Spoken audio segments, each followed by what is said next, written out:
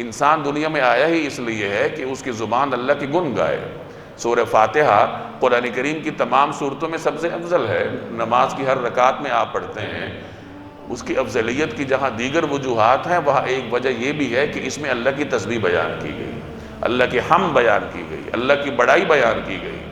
اللہ کو اپنے بندے کی زبان پر اپنی بڑائی کے بول مطلوب ہے کہ میرا بندہ اپنی زبان سے میری بڑائی کے گن گائے، میری کبریائی کے گن گائے، اس کی زبان پر میرا نام ہو۔ یہ اللہ تبارک و تعالیٰ کو مطلوب ہے۔ اس لیے تو انسان کو اشرف المخلوقات قرار دیا گیا ہے، فرشتوں پر اس کو فضیلت حاصل ہے، کیونکہ انسان ذکر کرتا ہے تو اپنے اختیار سے کرتا ہے، فرشتہ تو اپنے اختیار سے نہیں کرتا، وہ تو کرتا رہتا ہے جو اللہ تبارک و تعالیٰ نے اس کے ذمہ لگا رکھا ہے۔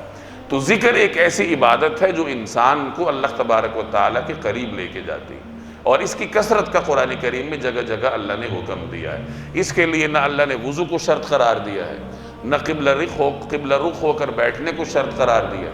آپ بغیر وضو بھی کر سکتے ہیں، بعض حالات میں اگر کوئی بغیر غسل کے ہے تو اس وقت بھی وہ ذکر کر سکتا ہے، ذکر کے لیے یہ شرائط بھی نہیں ہے، اور نہ کوئی خاص ہیئت اپنانے کی ہے کہ لیٹ کر بھی آپ کر سکتے ہیں، بیٹھ کے بھی آپ کر سکتے ہیں، چلتے پھرتے بھی آپ کر سکتے ہیں۔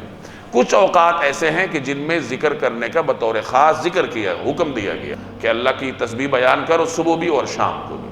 بعض حضرات نے اس سے فجر اور عصر کی نمازیں مراد لی ہیں۔ نماز ہو یا اللہ کا ذکر ہو، یہ دو اوقات ایسے ہیں کہ جن میں اللہ کو یاد کرنے کی فضیلت دو چند ہو جاتی ہے، اور وجہ یہ ہے کہ ان اوقات میں فرشتوں کی ڈیوٹی بدلتی ہے۔ فجر کی نماز میں وہ فرشتے اوپر جاتے ہیں جنہوں نے رات کو ڈیوٹی دی تھی، اور وہ فرشتے آ کر چارج سنبھالتے ہیں جنہوں نے آگے دن کو ڈیوٹی دے دی۔ گویا کہ فجر کی نماز میں دونوں قسم کے فرشتے اکٹھے ہوتے ہیں، رات والے بھی اور صبح والے بھی۔ رات والوں نے اوپر جانا ہے اور صبح والوں نے آ کر چارج سنبھالنا ہے۔ تو یہ ایک اہم وقت ہے، اور اس اہم وقت میں جو لوگ اللہ کو یاد کرتے ہیں، ذکر کرتے ہیں، تو فرشتے اللہ کی بارگاہ میں جا کر ان کی گواہی دیتے ہیں کہ یا اللہ ہم زمین پر سے آئے ہیں۔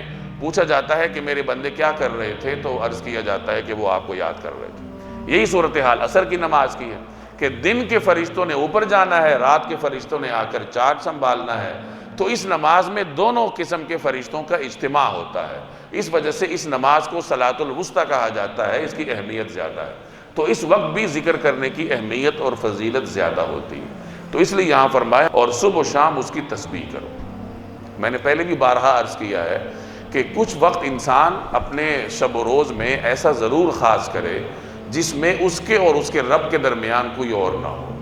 تنہائی میں بیٹھ کے، کسی گوشہ عافیت میں بیٹھ کر اللہ کی طرف متوجہ ہو کر اللہ اللہ کرے، اللہ تبارک و تعالیٰ کو یاد کرے، اللہ کی تسبیح بیان کرے، چاہے 5 منٹ کے لیے ہو، 3 منٹ کے لیے ہو، 10 منٹ کے لیے ہو، لیکن روزانہ کی بنیاد پر کوئی آدمی اس عبادت کو انجام دے تو اس کے اندر ایک روحانی قوت پیدا ہوتی ہے جو اس کے دنیاوی کاموں میں بھی مفید ہوتی ہے۔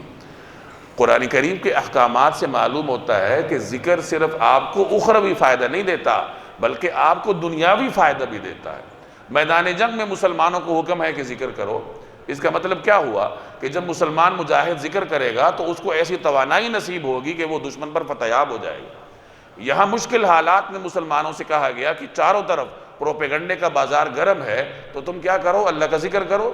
مطلب یہ ہوا کہ مشکل حالات میں جب مسلمان اللہ کو یاد کرتا ہے، اللہ کا ذکر کرتا ہے، تو اللہ تعالیٰ اس کے اندر اتنی توانائی پیدا کرتا ہے کہ وہ مشکل حالات سے نمٹ لیتا ہے، ان حالات سے نکل آتا ہے۔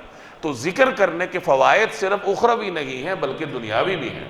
جو آدمی روزمرہ کی بنیاد پہ اپنی عادت بنا لے کہ صبح و شام کچھ وقت خاص کر لے، ویسے تو چلتے پھرتے ذکر کرتے رہنا چاہیے، لیکن کچھ اوقات ایسے ضرور خاص ہونے چاہیے جس میں اور کوئی کام نہ ہو، نہ آپ چل رہے ہوں، نہ آپ کسی اور کام میں مصروف ہوں، بلکہ آپ بیٹھ کر صرف اور صرف ذکر کر رہے ہوں، اور آپ کی توجہ صرف اور صرف اللہ تبارک و تعالیٰ کی جانب۔ اس طریقے سے جب آدمی ذکر کرتا ہے، خواہ تھوڑے وقت کے لیے ہی کیوں نہ ہو، تو پھر اس کے اندر وہ صفات پیدا ہوتی ہیں جو کہ ذاکرین کو اللہ تبارک و تعالیٰ عطا کرتا ہے۔